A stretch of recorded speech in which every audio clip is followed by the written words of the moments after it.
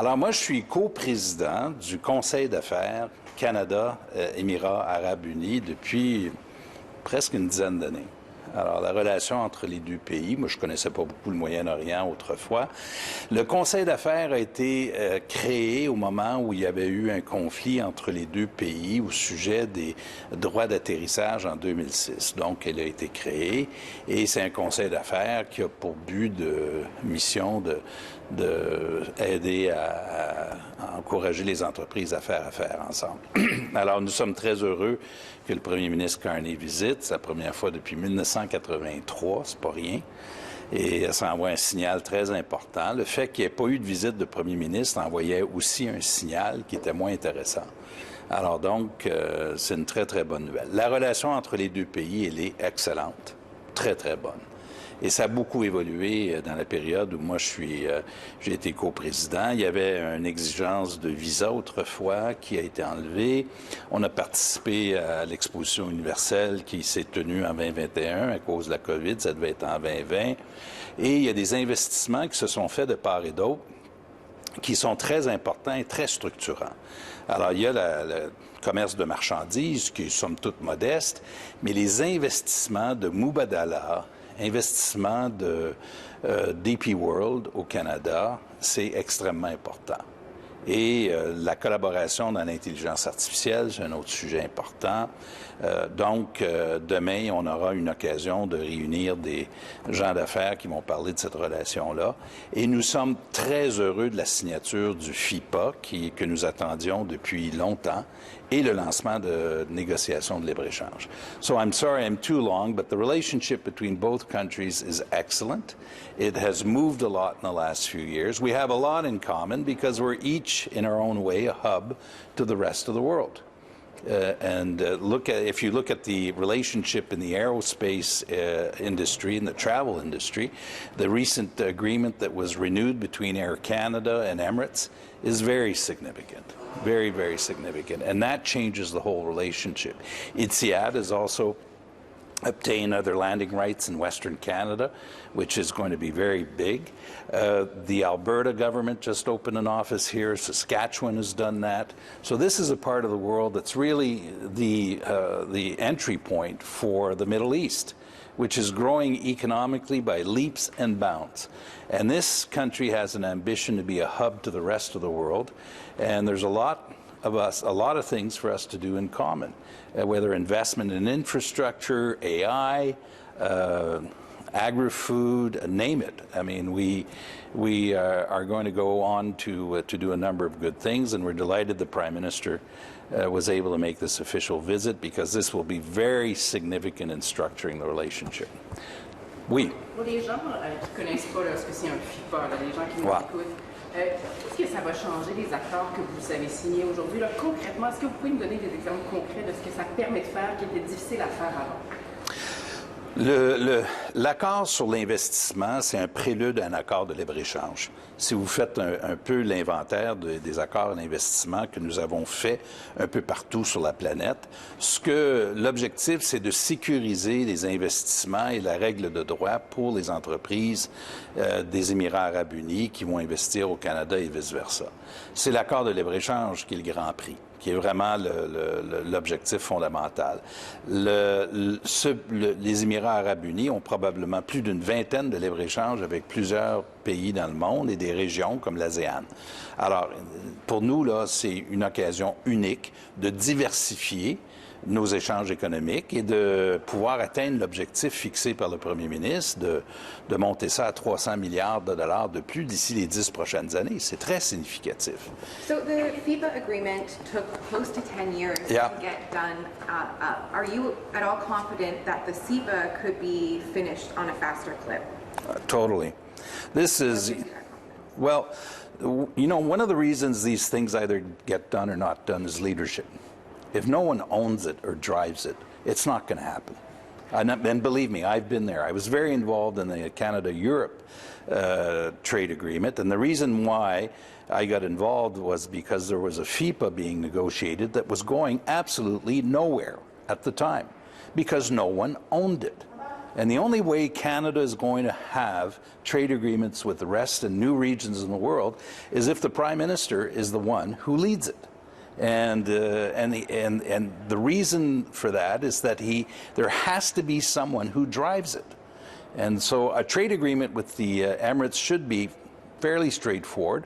There's already a template of trade agreements they've done with other jurisdictions, and this is a jurisdiction where it isn't very complex. It's not as though there's a lot of manufacturing norms and rules, and it's pretty straightforward. So I'm very confident it'll be done rapidly. Tell us the significance of FIPA in layman's terms in English for... It means more, it encourages more investment, respect of the rule of law. For countries and governments or private sector investment, it means that you're going to have guarantees that your investment will be protected when you go into the other jurisdiction. But a FIPA is a prelude to a trade agreement. In any scenario that Canada has been in, that was the case for Europe, it'll be the case for the Emirates. What message does this deal send to Donald Trump? Well, it says to Canada first, because this is about us. I mean, it's fine that we have the issue with the Americans, but you know, at the end of the day, it's about us. And what it says to Canadians is that there's a bigger world out there than just the United States. And if we are going to diversify our trade, if we're going to prosper, we have to go out there and actually drum up some business. And the person who has to lead that is the Prime Minister. These trade agreements, FIPAs, I can tell you from experience, none of this gets done unless the Prime Minister leads. And that's exactly what he's doing. So we're absolutely delighted that he's here. It's exactly what Canada should be doing. Can I just pick up on your earlier comment that there might be other trade deals in the region, that this with the UAE might be the template for, say, the Bahrains or the Qatars or something like that. Can you speak about this being significant for others in the region? Well, this will be it's really the hub of the GCC. And that's where the Emirates and Emiratis have always wanted to position themselves. If you look at the infrastructure they've built, not only is it about transport, it's about attracting investment, but it's also about being a financial center for the whole region, not just for their own country. Pretty easy to figure out. Here you have a country of about 9 million people, of which only about 1.5 million are the Emirati population. It's quite a story. So for us, entering into a trade agreement with this, and they have a pipeline of investments, by the way, that go not only in the region but elsewhere in the world. So our funds, or pension funds, for example, investing here, CPDQ bought into DP World and to the port in this country, a major investment that allowed Canada to be the most important investor in 2023 in this country. And what about what they could... Vous saluez le leadership de M. Carney. Oui. En même temps, est-ce que les Émirats arabes unis, c'est pas un régime qui a les mêmes valeurs politiques que les nôtres? Est-ce qu'il devrait faire des commentaires publics, par exemple, sur les limites à la liberté d'expression, sur le Soudan, par exemple? Est-ce que vous pensez que M. Carney devrait profiter de son séjour ici pour faire ce genre de déclaration-là? Mais ça, c'est une question politique que je vais laisser au premier ministre. Je peux vous dire, moi, qu'il n'y a aucun sujet qui est interdit. Dans notre conseil d'affaires, par exemple, tous les sujets sont discutés. Et donc, il n'y a pas d'a priori, il n'y a pas d'interdiction. On est dans un coin du globe où l'histoire et la géographie est très différente de la nôtre. Mais ça, c'est l'histoire de la planète, hein? Et donc... Vous n'avez pas de malaise par rapport à ça, que ça soit pas sous... c'est des sujets qui sont discutés. Peu importe où vous allez vous trouver sur la planète, en passant, il y aura des sujets sur lesquels on aura peut-être des appréhensions. Et ça, je laisse ça au premier ministre Carney, le soin d'en discuter. Mais le Canada, nos valeurs à nous sont bien connues. Et on n'est pas gêné au Canada de les exprimer, de le faire dans un contexte qui est toujours respectueux de nos partenaires, mais à ma connaissance, on n'a jamais hésité à dire ce que nous pensions et d'exprimer des réserves ou des inquiétudes sur des sujets qui peuvent être soulevés dans n'importe quel pays. Human rights groups are raising concerns about there being issues with deepening ties with the country at a time when the UAE is facing serious allegations about supporting a paramilitary force accused of atrocities in Sudan, claims it denies, but is there a political cost to all this? Is that a risk for the government? You know, the Canadian government has never been shy about expressing its views on issues, so I'll leave it to them to do that. But I can certainly attest from experience, even in our business council, whatever the issues are, there's no one who tries to avoid any issues. We talk about them openly, and so I'll leave it to them to, on the political side, to tell you what their positions are and what exactly they are doing or not doing. But my sense is that in any given country, there'll always be issues for which we may have some apprehensions. But Canadians, wherever we go, I mean, people know the values that we stand for.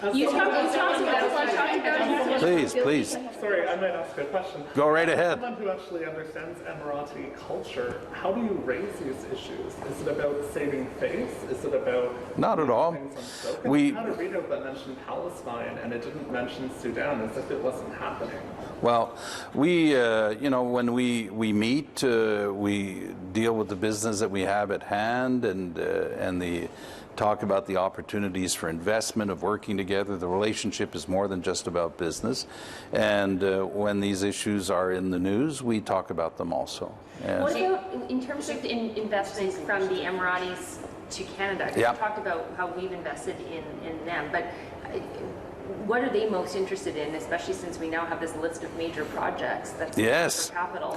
Have they expressed particular interest in any of them? Well, they already have. You know, Mubadala, they're, you know, in their meeting today, were telling us that they probably have 10% of their assets invested in Canada. That's $40 billion. Now, what is that? Nova Chemical is an investment of Mubadala, of which they're very proud. DP World has a number of ports in Canada, and other projects to come, including Montreal, Contrecoeur. DP World probably handles 10% of all the container traffic in the world on any given day. And so, and then the CI Financial was just recently bought by Mubadala again. And so there's a whole series of investments that they have made in Canada. They're very interested in the area of artificial intelligence, and more to come tomorrow on that. And there's been a lot of cooperation on that. And so there's an area in which they have been a world leader, actually. Je vais juste poser une question sur le Parti libéral du Québec. Oui. Vous pouvez poser la question, puis j'ai pas l'intention de... Vous êtes un ancien chef. Quand vous voyez tout ça, qu'est-ce que vous ressentez? Je n'ai pas l'intention de commenter ce qui se passe au Québec. De Pablo Rodriguez. J'ai pas l'intention. Il a été choisi comme chef. C'est le chef du parti. Alors, pour avoir occupé ce poste-là, j'ai pas l'intention, moi, de jouer à la belle-mère. Vous connaissez l'expression? Une dernière expression sur l'accord. Est-ce que ça aurait été possible si Justin Trudeau était encore premier ministre, ou c'est vraiment Mark Carney qui... Tout ça, c'est une question hypothétique. Ce que je relève de M. Carney, c'est une vision très claire de diversifier nos échanges économiques, surtout dans le contexte nord-américain avec M. Trump. Puis il agit en conséquence. Le déplacement sur l'Asie, le déplacement ici. Ce que je peux vous confirmer, c'est que sa présence ici, au Moyen-Orient et aux Émirats arabes unis, c'est très significatif dans notre capacité de développer une relation économique, pas seulement avec les Émirats, mais avec la région. Merci, thank you. Merci beaucoup. Enjoy your trip.